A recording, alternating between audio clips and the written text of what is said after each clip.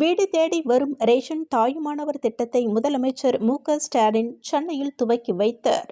தமிழ்நாட்டில் உள்ள முதியவர்கள், மாற்றுத்திறனாளிகளுக்கு வீடு தேடி சென்று ரேஷன் பொருட்களை வழங்கும் தாயுமானவர் திட்டத்தை முதலமைச்சர் மு.க.ஸ்டாலின் சென்னையில் துவக்கி சோதனை அடிப்படையில் 10 மாவட்டங்களில் நடைமுறைக்கு வந்த இந்த திட்டம் ஆகஸ்ட் 12ஆம் தேதி முதல் தமிழகம் முழுவதும் அமலுக்கு வந்தது. புதுச்சேரி சென்டாக் நிர்வாகத்தில் முறைகேடு, சிபிஐ விசாரணைக்கு வலியுறுத்தல். இரட்டை குடியுரிமை மூலம் சென்டாக் நிர்வாகத்தில் நடைபெறும் முறைகேடுகளை சிபிஐ விசாரணைக்கு ஆளுநர், முதல்வர் உத்தரவிட வேண்டும் என மாணவர் பெற்றோர் நலசங்க தலைவர் பாலா தெரிவித்துள்ளார்.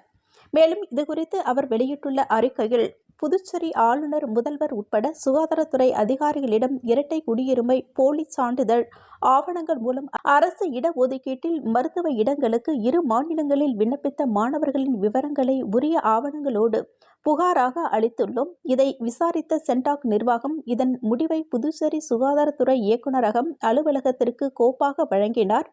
புதுச்சேரி சுகாதாரத்துறை இயக்குநரகத்தில் சரிபார்த்ததில் தமிழகத்தில் 8 பேரும், கேரளாவில் 6 பேரும் இருவேறு மாநிலங்களில் அரசு ஒதுக்கீட்டில் விண்ணப்பித்தது நிரூபணமானது. இவர்களை சுகாதாரத்துறை இயக்குநரகம் மூலம் புதுச்சேரி மாநில அரசு ஒதுக்கீட்டில் விண்ணப்பித்த மாணவர்களின் தரவரிசை பட்டியலில் இருந்து நீக்க உத்தரவிடப்பட்டது.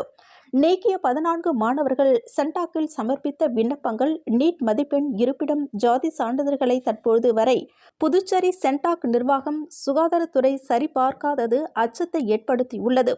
இரட்டை குடியுரிமை மூலம் பல ஆண்டுகளாக சென்டாக் நிர்வாகத்தில் நடைபெறும் முறைகேடுகளை சிபிஐ விசாரணைக்கு ஆளுநர், முதல்வர் உத்தரவிட வேண்டும் என பாலா தனது அறிக்கையில் தெரிவித்துள்ளார். புதுச்சேரி காவல்துறை உயர் அதிகாரிகளின் உத்தரவின் பேரில் புதுச்சேரி போக்குவரத்து முதுநிலை காவல் கண்காணிப்பாளர் நித்யா ராதாகிருஷ்ணன் மேற்பார்வையில் புதுச்சேரியில் 0 விபத்து என்ற இலக்கை நோக்கி பல்வேறு விழிப்புணர்வு நிகழ்ச்சிகள் நடைபெற்று வருகிறது. மேலும் சாலை விதிகளை பின்பற்றவும், இருசக்கர வாகன ஓட்டிகள் கட்டாய ஹெல்மெட் அணிய வேண்டும் என்பதை உணர்த்தும் வகையில் பல்வேறு நடவடிக்கைகள் மேற்கொள்ளப்பட்டு வருகிறது.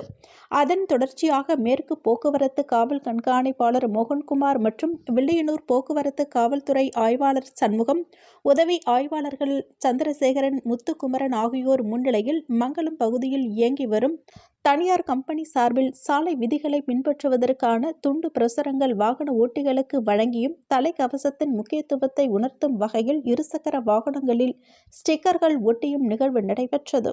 இதைத் தொடர்ந்து தனியார் கம்பெனி ஊழியர்கள் சுமார் 100க்கும் மேற்பட்டோர் இருசக்கர வாகன பேரணியாக வில்லியனூர் வழியாக கோட்டைமேடு, உருவையாறு, மங்கலம், ஆரியபாளையம் ஆகிய பகுதிகளுக்கு பேரணியாக சென்றனர்.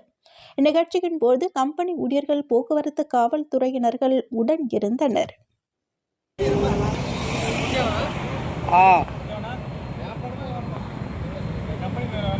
வரும் நண்பா. ஒரு புல்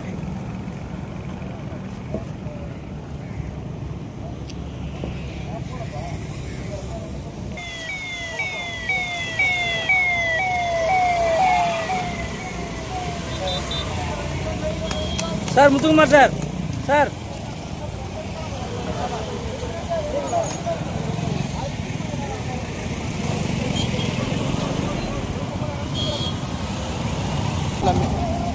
இந்த மாதிரி எல்லாமே இந்த மாதிரி